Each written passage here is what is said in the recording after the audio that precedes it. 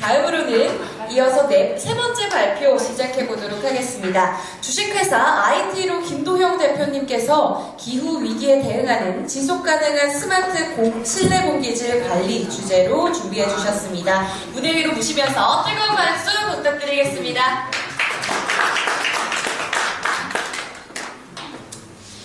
안녕하십니까. 저는 보이지 않는 공기를 디지털 변환을 통해서 보이게 관리하는 서비스를 영위하고 있는 IT로의 김도형입니다.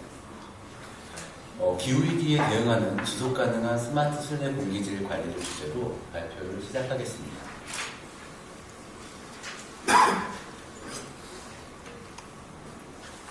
앞서서 말씀해주신 어떤 시민 의식의 변화나 그리고 시각적으로 굉장히 이렇게 표현이 잘 되어 있는 그 바다의 기름 유출을 이제 해소하거나 하는 이런 그 큰 범위보다는 오늘 이제 말씀드리고 싶은 건 저희가 이렇게 숨을 쉴 수 있는 아주 단순한 이 일과 ESG의 어떤 역할, 그리고 우리가 지금 ESG라고 하는 이 경영활동을 통해서 미래의 지향적인 가치를 추구하는 건데 지금 이 추구를 하는 우리들은 어떤 지금 환경에 놓여 있는지에 대해서 간단하게 설명을 드리고자 합니다. 그래서 ESG 경영 측면으로 탄소 중립 그 계획들이 수립되어지고 있고 그의 일환으로 그 친환경 건축 자재를 활용해서 만든 건축물들이 증가되고 있습니다.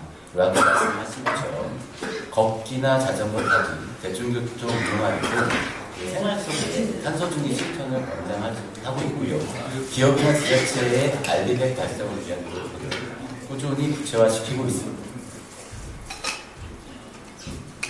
전 세계는 100년, 50년의 어떤 그 계획들을 향해서 후손들을 위해서 중장기 대테러 활동들을 구체화하고 있는데요. 하지만 지금 이 시대를 살아가는 어린아이부터 노인까지 우리는 정말 이 환경의 안전한가에 대해서 논의하고자 합니다.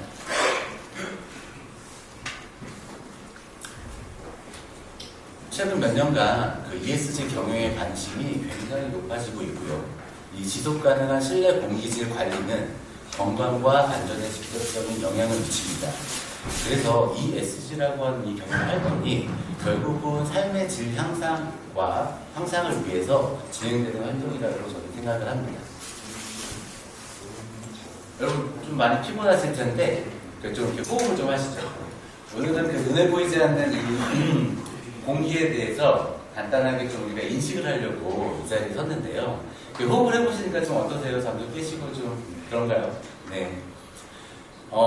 성인 남자 기준으로 봤을 때 하루 평균 섭취하는 그 식사량이 약 2200칼로리에서 2800칼로리에 달한다고 해요. 근데 이 2200칼로리와 2800칼로리를 평균적으로 무게로 환산해보면 약 1.5kg 정도 된다고 합니다. 또 잘 아시는 것처럼 하루에 권장 그 물 섭취량을 1.5리터로 보고 있는데요.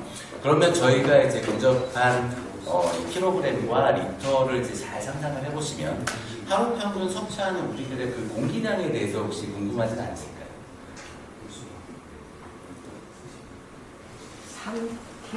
네, 약 15리터 그리고 20kg으로 환산이 가능합니다. 근데 우리가 아까 말씀드린 것처럼 사람이 생활하고 활동하는 데 아주 기본적으로 필요한, 절대적으로 필요한 음식물 그 섭취량과 그 물을 마시는 어떤 분당 리터량에 비해서 약 한 10배 이상의 많은 공기를 저희가 호흡하고 있다고 보시면 되는데요. 근데 이런 공기들이 과연 깨끗하기만 할까요? 그렇지 않습니다. 이 공기 중에는 다양한 오염물질들이 존재하고 있고요. 언론에서 보신 것처럼 이 미세먼지, 초미세먼지, VU-바이러스, 그리고 라돈이라든가 이러한 코로나 바이러스 등이 이 공기 중에서 호흡하는 이 실내 공기질 속에 존재하고 있습니다. 그래서 전 세계 그리고 우리나라 또한 이 코로나19를 겪으면서 이 실내 공기질 관리의 중요성을 굉장히 인식하고 있고요. 세계보건기구는 미세먼지를 1등 발암물질로 지정하였고 우리나라 또한 사회 재난으로 포함시켰습니다. 그리고 하버드대 연구 결과에 아주 작은 양의 미세먼지를 섭취하게 되면 조기 사망에 영향을 미칠 수 있다는 발표 자료도 있습니다. 국내에서도 이 기후변화에 대응하는 스마트 실내 공기질 관리 기술에 굉장히 관심도가 증가하고 있는데요. 지속적으로 그 ESG나 이 환경적인 부분에 대해서 지속적으로 보도가 되고 있듯이 그 실내 공기질은 건강에 가장 밀접한 영향을 주는 항목이 있고요. 특히나 건강 취약계층들의 건강 증진의 삶의 질 향상을 위해서 정부 각 부처에서 실내 공기질 관련 예산을 증액하고 있습니다. 그럼 이렇게 증액되는 이 실내 공기질 관리 예산들은 어디에 쓰여질까요? 잘 아시는 것처럼 공기청정기를 보급하는 사업이나 살균 소독을 위해서 UVC 방식의 살균기를 공급하는 사업에 쓰여지고 있는데요. 보도자료에서 보신 것처럼 그 공기청정기 도입 사업에 9,000억, 약 1조 가량의 이 예산을 투입했음에도 불구하고 이 관리 소멸과 유지 관리 비용이 많이 들기 때문에 지금은 사용하지 않거나 제대로 필터를 관리하지 못해서 이제는 안 좋은 공기를 마시고 있는 그런 상황들이 발생을 하고 있습니다. 그리고 요즘에 이제 급식실 그 노동자 분들이 그 열악한 환경에 취해 있어서 그 조리하는 과정에서 이제 폐암이 발생하고 이런 것들이 산재로 지정이 되었습니다. 그래서 이제 중대재해처벌법에 적용이 되기 때문에 우리도 어느 정도의 경각심을 가져야 된다고 생각합니다. 그러면 지금까지 우리가 알고 있는 이런 실내 공기질의 관리를 할 수 있는 장비들은 어떤 것이 있는지 보고 장단점을 찾아보겠습니다. 아까 앞에 설명드린 그 UVC 방식의 자외선 살균 조명기라는 것들을 가지고 살균 소독을 진행을 하고 또 내부 공기 순환 방식으로 공기청정기를 도입해서 실내 공기질 관리를 진행하고 있는데요. UVC 방식 같은 경우는 근접한 거리에서 살균 소독이 되기 때문에 전체적인 공간에 대한 소독이 이루어지지 않고요. 그렇다고 제가 살균을 하기 위해 근접하면 잘 아시는 것처럼 피부암을 유발하거나 LED 빛을 봤을 때에 시력을 저하를 일으키는 문제점들이 있습니다.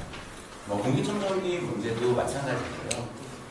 어떤 보도자료에서도 많이 접하셨겠지만 이 내부 순환 공기를 이제 이용하다 보니까 이 공기를 순환하는 과정에서 굉장히 위험을 유출이 되거나 혹은 적절한 시기에 필터를 교체하지 않아서 오히려 건강에 해로운 일들이 발생하고 있습니다. 그래서 저희 IT로는 보이지 않는 공기를 보이게 관리하는 AI 실내 공기질 관리 서비스를 제공하고 있습니다. 24시간 365일 자동 정화 공기 살균기를 활용해서 실시간 환경 모니터링을 통한 청정 구역에 대한 관리를 진행하고 있고요. 이번에 저희가 이제 혁신 제품으로 개발점에 등록이 되어서 시범 사업을 통한 검증을 완료하고 이제는 저변 확대를 계획하고 있습니다. 어린이집이나 노인 복지관의 어떤 예시인데요. 저희가 하는 일들은 하나의 디바이스를 가지고 고유 바이러스나 미세먼지, 라돈, 악취 및 냄새 제거 등의 이제 탁월한 성능을 가진 제품을 융복합해서 플랫폼 기반으로 서비스를 하고 있습니다. 앞전에 말씀드린 것처럼 기존의 공기청정기와 UVC 살균기에 대비해서 저희 제품을 이제 사용했을 때 1년에 약 38배의 비용 절감, 25배의 탄소 배출 저감으로 사용하기만 해도 일상생활 속 탄소 중립 실천이 가능한 제품입니다. 저희 IT로는 근본적이고 실질적인 환경 개선 대책으로 급식실 노동자들의 안전한 일할 권리를 보장하기 위해 부평구 노인복지관에 조리실과 청춘 식당에 기증 행사를 가졌는데요. 설치 후에 거기서 일하시는 여사님들의 너무 안전하고 쾌적해졌다라는 생생한 증언들을 많이 접할 수 있었습니다. 그리고 숨쉴 권리, 그리고 안전하게 일할 권리, 맑은 공기 학습 권리라고 하는 주제를 가지고 복지, 교육, 의료, 공공시설 쪽에 많은 레퍼런스들을 가지고 검증을 진행하였습니다. 노동자 구명이 의식을 잃고 쓰러진 채 발견됐기 때문입니다. 한 조선소에서 발생한 황화수소 암모니아 중독 추정 사망사고.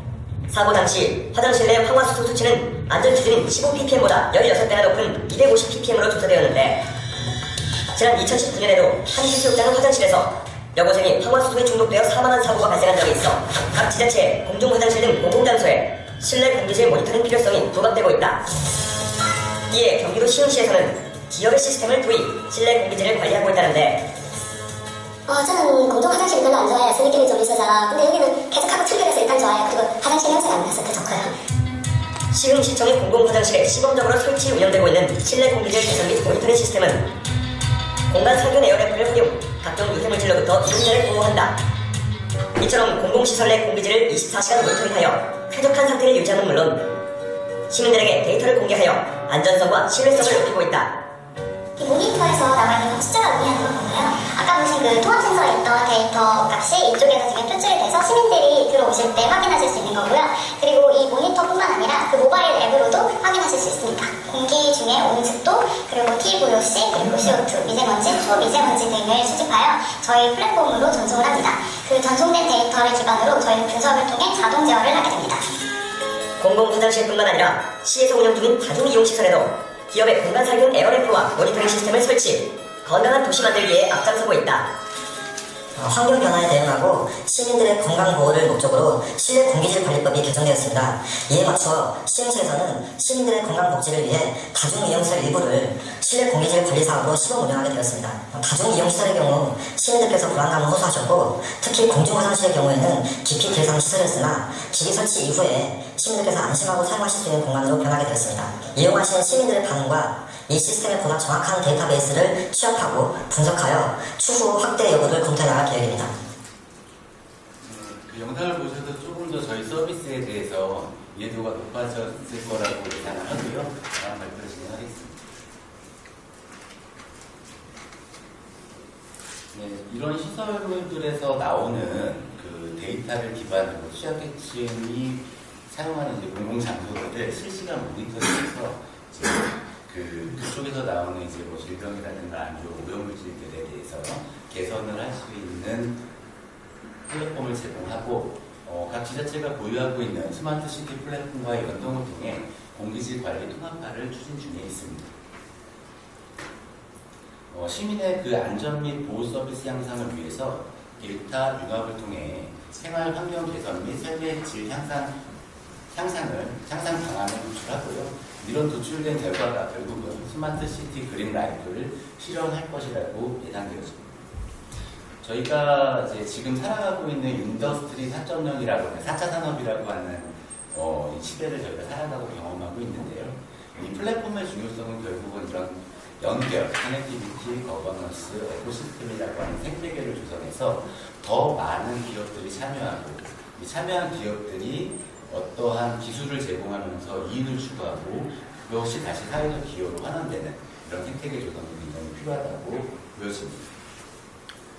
그래서 이렇게 수많은 데이터들이 이제 수집되고 분석이 되면 대시민 서비스 일례로 내 위치 기반의 공기질이 가장 좋은 화장실은 어디야? 라고 했을 때 그런 추천 서비스들이나 찾아가는 서비스들을 제공할 수 있다고 예상되었습니다. 일단 저희 국내 대상지로만 봤을 때, 거기에다가 공공시설만 봤을 때 전국적으로 복지, 교육, 시설, 안전 분야만 약 한 30개소의 그 관리 대상지가 지금 예상되어지고요. 시장 규모로는 약 10조 이상으로 예상되어집니다. 기대효과로는 그 사회적 측면 관점에서 취약계층 대시민 서비스의 질적 향상을 기대하고요. 24시간 맑은 공기를 마실 권리를 보장하면서 삶의 질이 높아지면 결국은 공공 역할에 대한 만족도도 상승할 것이라고 예상되어지고요. 기술적 측면으로는 방금 말씀드렸던 스마트 시티 플랫폼과의 연동을 통해서 연구 개발, 기술 및 정책 수립에 급변하는 환경 문제에 대응 체계를 마련할 수 있을 것이라고 기대합니다. 네, 저희가 생각하는 ESG는 기업과 사회의 지속 가능성 향상을 위해 ESG는 건강해야 된다고 생각합니다. 저희가 이 실내 공기질 관리는 이제 더 이상 선택이 아닌 필수이고요. 공공 주도의 인프라 확보를 통한 생태계가 조성이 돼야 건강한 노동자, 건강한 직장, 건강한 사회가 ESG 경영의 중요한 핵심 요소라고 보여집니다. 예.